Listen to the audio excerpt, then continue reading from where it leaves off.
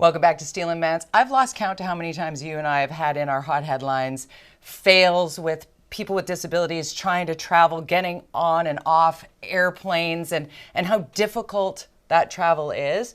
And then I thought of one of my favorite follows on social media. His name is Ryan Straschnitzki, and he is a survivor of the Humboldt Broncos crash that happened April 6, 2018. We all know where we were when this happened, right? And there's a group of survivors of that crash that got together. It was July 18th of 2021. Here is the group together, and Ryan's rocking his Blue Jays jersey in this shot, but he joins us now here on Steel and Vance to talk about how you've taken a tragedy and turned it into a life's mission. Welcome to the show, Ryan. Oh, thanks for having me. You're in Alberta, which is my home province originally, and you're doing something really cool with Tourism Alberta, this whole video adventure travel series. Tell us what's happening.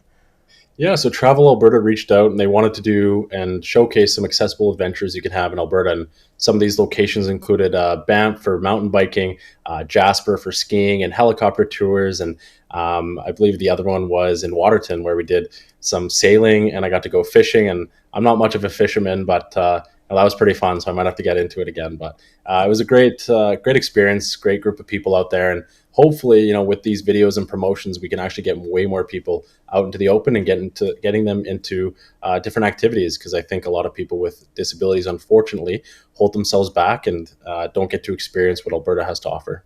And that's a big message. I'm hoping that with this conversation, it also becomes a BC adventure for you as well. Because it feels like straight away you were motivated to not let your new reality change how you come at life. What was it about you that said, you know what, I'm just going to keep going forward and adventure? Yeah, I think it was a lot of my stubbornness growing up as a kid. If someone told me no, I'd go ahead and do it or push the limits anyways. And I think after everything, when the doctors told me that I had a less than 2% chance of walking again, I kind of wanted to prove them wrong. So in pursuit of that, trying to prove them wrong, I went to physiotherapy. I went all the way to Thailand for some surgery. On top of that, I wanted to keep hockey alive because it taught me so many valuable life lessons. That I got into sled hockey and tried all these different sports. And every time I faced some sort of adversity or there was a closed door, I just kind of had to resort back to what I learned, what I instilled in my identity of kind of telling people, I'm going to show you. And I'm not letting anything kind of get in my way. I'm going to find another opportunity and another route to get to a new goal. I love that. And I mean, the reality is, I think I've read that 30% of Canadians are living with a disability. Maybe it's permanent, maybe it's temporary. And I think the tourism industry is really missing the boat on making sure that they are engaging these customers. There's a lot of money in this. Exactly, yeah. And I learned actually from the Rick Hansen Foundation, and I got to know Rick over the years. And he mentioned that the craziest stat I heard was that at some point or another in someone's life, you will face a form of disability.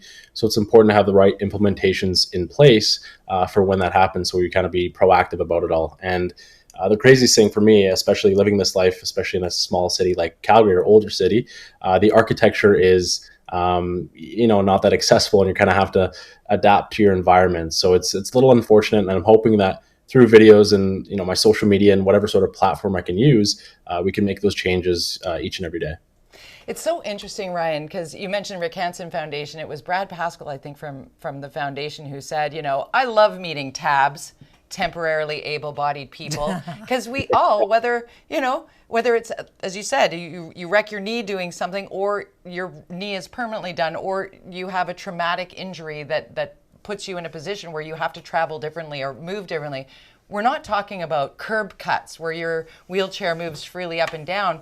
Watching you play golf, go fishing, I mean, sledge hockey is one thing, but some of the things in this video, Ryan, are just amazing. How far have we come? As opposed to focusing on what we still need to do, what are some of the things that you've found and went, wow, I could do this? Yeah, I mean, pretty much every sport is adaptable in some capacity. And I think I got lucky in the sense that my injury happened later on in life when our technology has advanced so far that we can almost cure everything, or at least are closer to curing a lot of things and impairments. So I live in a lucky world where all these sports are accessible, they're adaptable, and if this would have happened maybe 30 years ago, I couldn't say the same thing, I don't think. So it's very, lucky and circumstantial, but I'm very fortunate, and I don't take any day for granted, right? I'm going to try and do my best for whatever time I have left. You've got a winner's attitude, though. I mean, let's get real. And I think a lot of people facing adversity and being told, hey, you might have to use a wheelchair for the rest of your life. Maybe might slip into a depression and think, I can't do anything, life is over. Are you hoping that people see you enjoying life and doing adventure, exciting stuff and go, okay, well, maybe I can do that too? Definitely. I think for me, showcasing what I do and when I'm happy, it's all great, but I want to let them know that, it's not human to be happy all the time. We're going to have those low moments and face adversity, but true character is built through adversity and the struggle. And in the pursuit of all these goals that I set for myself, it's not about the end goal. It's not about the result or the triumph. It's about the struggles that you faced and the lessons that you learned, the values that you instilled. And so for me, it's not just about, all happy and playing all these sports, having fun. It's I want to try to show some insight as to, being human and facing those low moments and understanding that you have a choice each and every day. And it's up to you and your choices to, whether or not you're going to make your goals or not. Yeah. What an inspiration you are, Ryan. It's amazing. Where can people find out more? We have a website called strongfoundation.com. It's a new charity that I started, and it gives back to those living with mental and physical disabilities a better quality of life through adaptive sport and rehabilitation funding. On our website, we have donation buttons. We have contact forms to get in contact to start a conversation.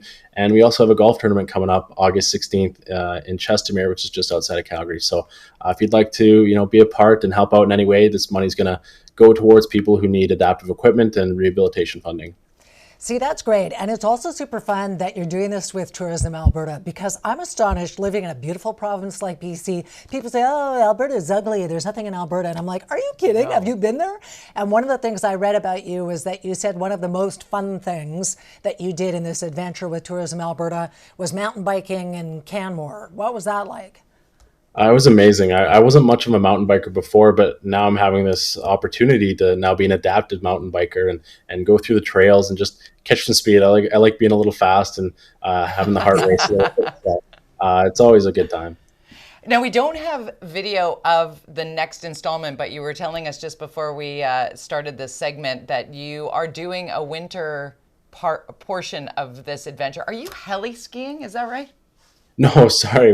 We went skiing the one day and then went on a helicopter tour the next. And okay, helicopter tour. I'm like, what? That would be cool, though. Maybe I'll put that in the notebook and do it someday. But I wouldn't put it past you, Ryan. I think it's these fun. episodes will come out in September, so looking forward to it. And just remember, Tourism BC, Destination BC, there's a ton of fun things to do in this province. So I see a new future for you being a TV star. Are you enjoying the TV thing, by the way? It's cool. I like to be myself out there. I don't have to act. I can. Well, I have to watch what I say, obviously, but don't we all? Yeah. So it's a good time. You're awesome. Thank you so much for doing this, Ryan. Thank you. Anytime. Thank you for having me, and hopefully see you soon. Yeah. Oh my gosh, that's fun. Come to BC. The videos are really good too, because there are some beautiful places and some fun things to do. Regardless of your perceived ability, it is possible. And what you were saying to Ryan, like to inspire others to not feel that if they're it's over. Yeah, that you're dealt some cards that maybe you just, you get up and you keep moving forward. Take Ryan as inspiration. Yeah. All right, when we come back, when hockey fans become fanatics, what the hell is wrong with people is coming up next. Oh, this is unnerving. This isn't, though. This is fun. Viewing party time. We start with Winston in Pitt Meadows. Hello there. We have Reese and Lori sending a photo from Steveston. Hello. And another from Steveston. This time it's Lorena. And John and Langley, thanks for sending in the photos. Everybody is in the draw for a $100 gift card from the CHEK. Yum. Compliments of the BCRFA. You can get in on it too.